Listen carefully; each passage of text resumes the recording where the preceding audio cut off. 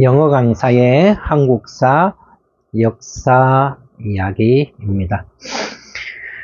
오늘은 지난 시간 이야기에 이어서 연속석상에서 이승만 대통령 하면은 반드시 언급되는 임시정부의 이승만 탄핵에 대해서 이야기를 한번 해보고자 합니다. 1923년 국민대회가 개최되었고요. 그리고 국민대회는 큰 성과 없이 해산이 되었고, 단 한 가지 국민대회를 통해서 의결된 사항이 이승만 임시정부 대통령에 대한 탄핵이었는데요. 지금도 국내에 진보, 자칭 진보 좌파들에 의해서 이승만 대통령을 비난할 때 반드시 언급하는 내용이 이승만 임종 대통령에 대한 탄핵인데요. 1923년에 있었던 일이고요. 국민대회에서는 무정부주의에 기반을 둔 창조파와 도산 안창호 선생을 중심으로 한 개조파 간에 격렬한 대립이 있었고요. 단 한 가지 결의된 사항이 이승만 임종 대통령에 대한 탄핵 의결이었는데, 중요한 것은 1923년 이승만 대통령이 탄핵된 이후에 임종과 이승만의 관계가 단절이 되었느냐 하면은 전혀 그렇지가 않고요. 오히려 창조파와 개조파가 김구 선생의 명령에 의해서 임시정부로부터 퇴거 명령을 당했고요. 오히려 창조파와 개조파가 임시정부와의 관계가 단절이 되었고, 이승만 임종 대통령은 탄핵 결정 이후에도 해방되기 이전까지 그리고 해방 직후까지 임종과 끊임없이 관계를 유지하고 있었다는 사실입니다.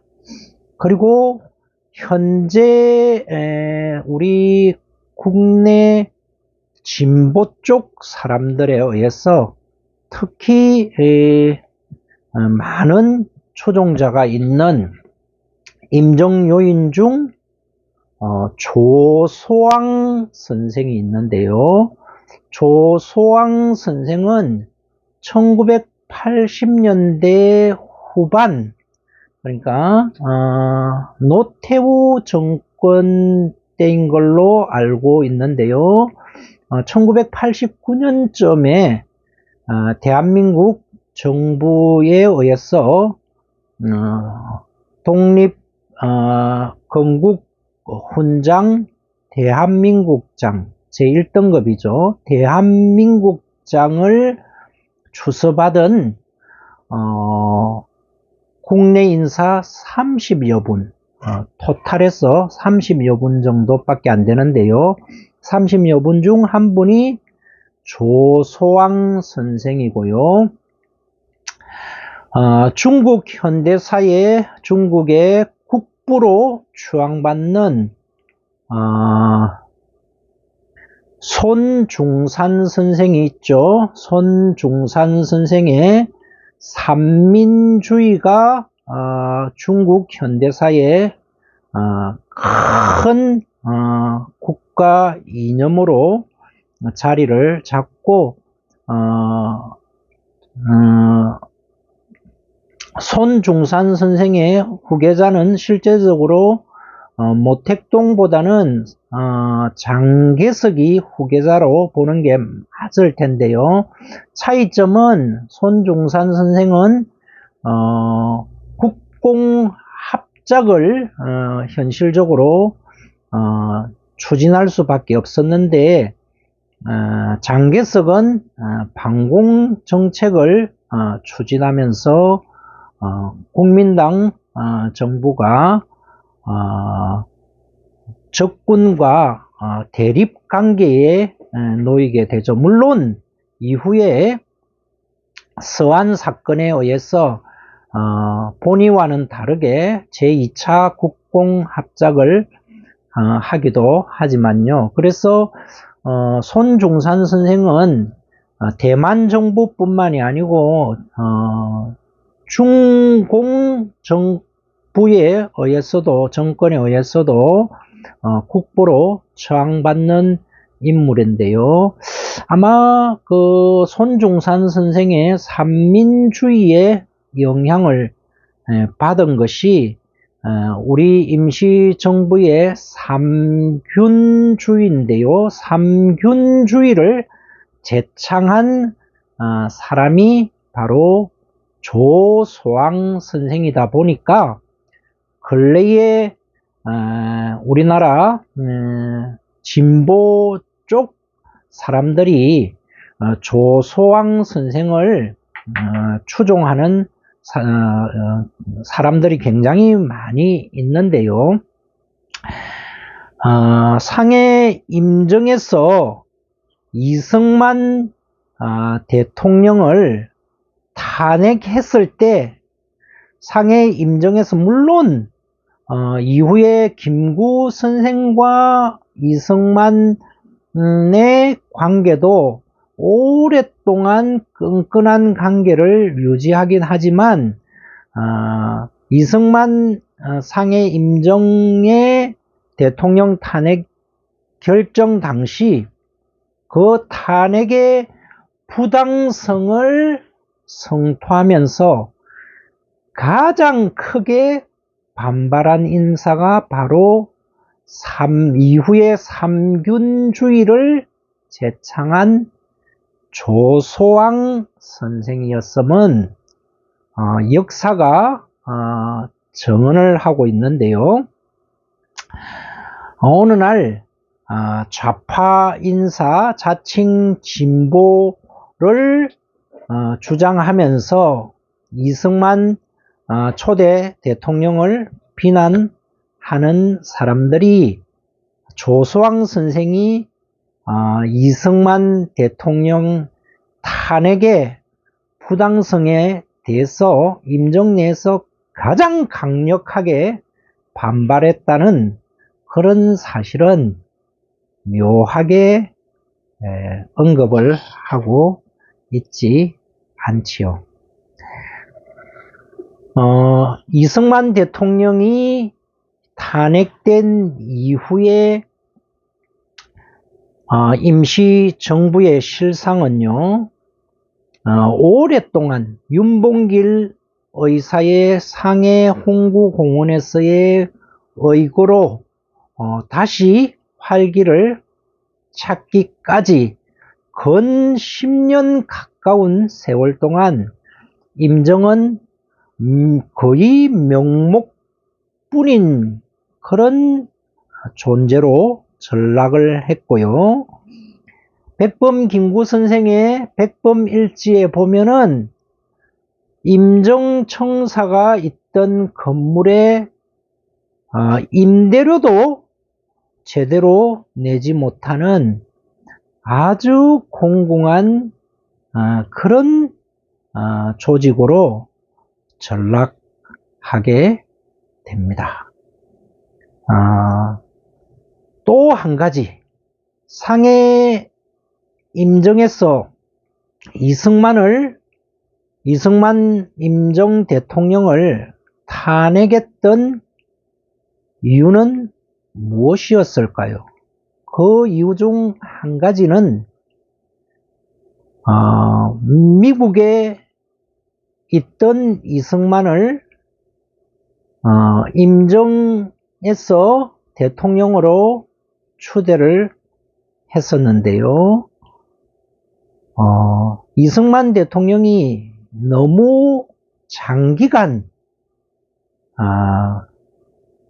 임시정부 대통령으로 취임하러 오지 않고 상해에서 자리를 비웠다는 것이 한 가지 이유인데요.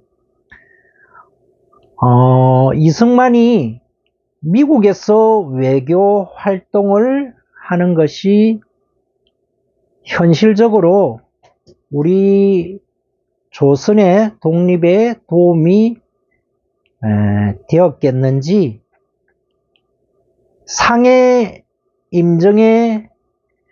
임정으로 와서 외교 활동을 하는 것이 조선의 독립에 도움이 실질적으로 되었겠는지, 그건 한번 우리가 냉철하게 한번 살펴볼 문제이고요. 그 다음 또 한 가지가, 이승만 대통령 하면 반드시 언급하는 내용 중 하나가 임정에서 탄핵된 대통령이라는 것 한 가지와, 그리고 국제연맹의 위임 통치를 청원했다는 내용인데요. 우파에 속하는, 보수에 속하는 사람들이 혹 이승만의 국제연맹 위임 통치를 비판 내지는 비난한다는 것은 어느 정도 논리적인 일관성은 있겠습니다만은, 좌파 사람들이, 자칭 진보 사람들이 특히 해방 이후에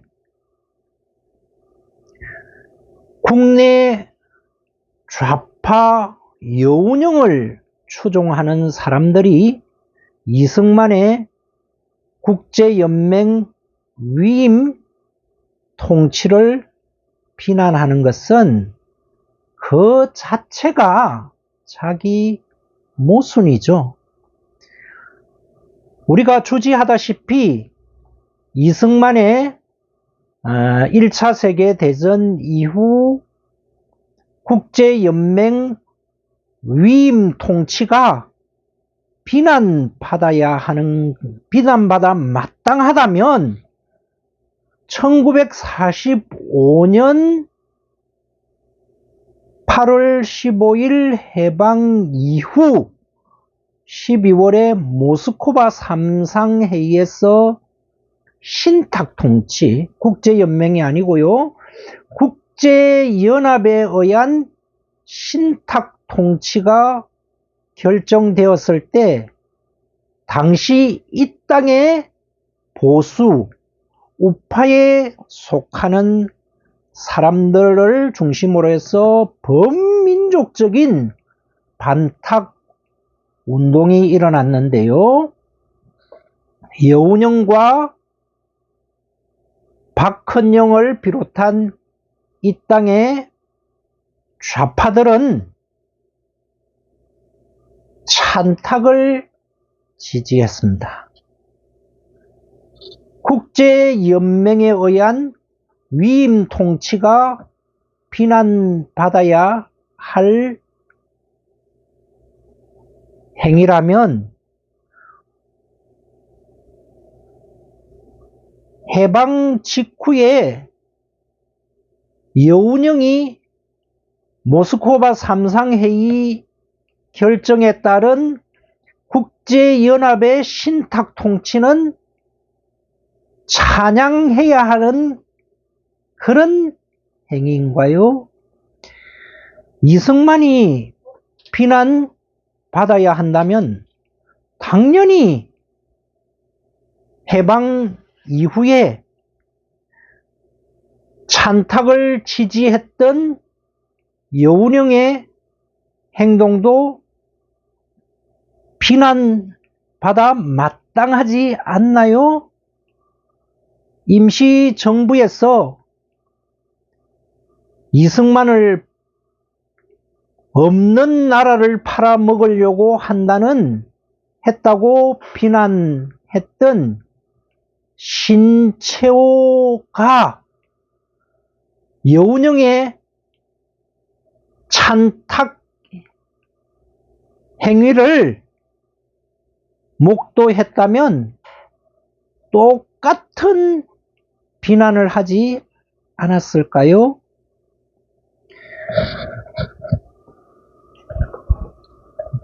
어찌됐든 이승만은 임정 탄핵 이후에도 미국에 있는 구미 임시정부 구미위원회를 통해서 임정과 협력하면서 외교 활동을 통한 독립운동을 지속해 왔고요. 창조파, 개조파는 모두 다 임종에서 쫓겨났습니다. 그리고 심지어는 30년대 좌파들이 중심이 된 김원봉이 이끄는 조선오용대가 중국 국민당 정부의 지원을 받아서 활동을 하다가 적군 관할로 무단 이탈하게 된 것이 계기가 되어서 임정 산하의 광복군이 중국 국민당군에 예속된 군대가 되는데 결정적인 계기가 되는데요. 김구 선생도 여러 문헌들을 보면은 임정 산하의 광복군이 국민당 부대에 지나친 간섭을 받고 예속된 군대로 전락한 사실을 굉장히 안타까워 하셨고요. 그리고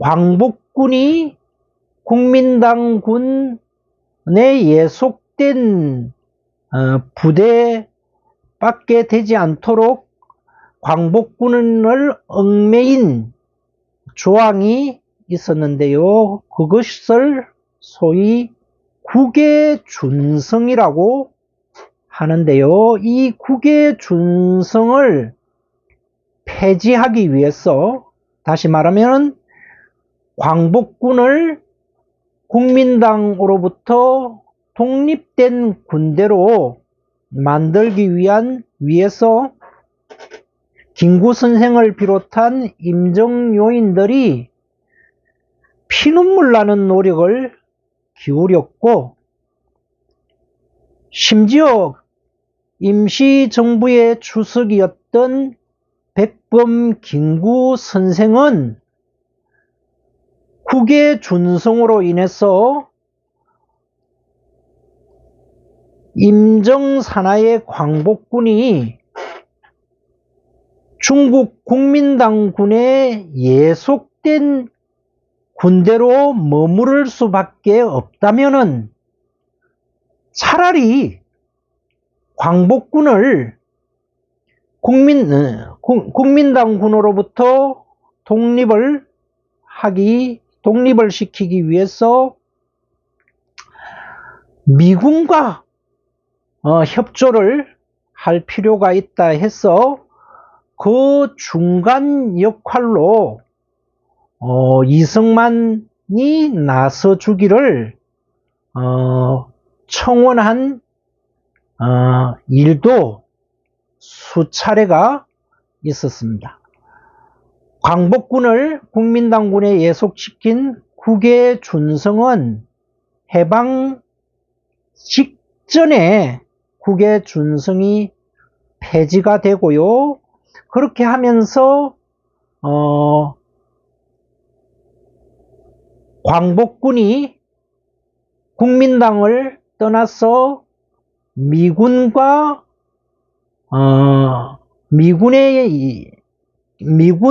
산하에 개편이 되는 그런 일은 현실적으로 일어나지 않았지만 국외준성 폐지 이후에 광복군과 미군의 협력으로 국내 진공 작전을 계획하게 된 것도 국외준성 폐지에 따른 광복군의 활로가 열렸기 때문에 가능했던 것입니다. 1945년 8월 15일 해방되던 그날까지 이승만과 백범 김구 선생을 비롯한 상해 임정의 협력 관계는 끈끈하게 유지가 되고 있었고요. 그리고 임시정부는 해방되는 그날로 해체된 것이 아니고요. 물론 미 군정청에 의해서 정부 요인의 자격으로 환국을 하지 못하고 개별적으로 국내에 환국할 수밖에 없었지만 해방 이후에도 임시정부는 대한민국 정부가 수립되기 이전 상당한 기간 동안 해방된 조국에서도 임시정부가 유지가 되고 있었고요. 더 놀라운 사실은 임시정부의 황국한 임시정부의 마지막 주석은 백범 김구 선생이 아니고 이후에 대한민국 초대 대통령이 되는 바로 이승만이었다는 사실입니다. 여러분은 임시정부의 마지막 대통령이 이승만이었다는 사실을 알고 계셨나요? 역사적인 명확한 팩트를 숨기고 좌파, 자칭 진보들이 이승만의 탄핵만을 이야기를 하는 것은 무엇 때문일까요?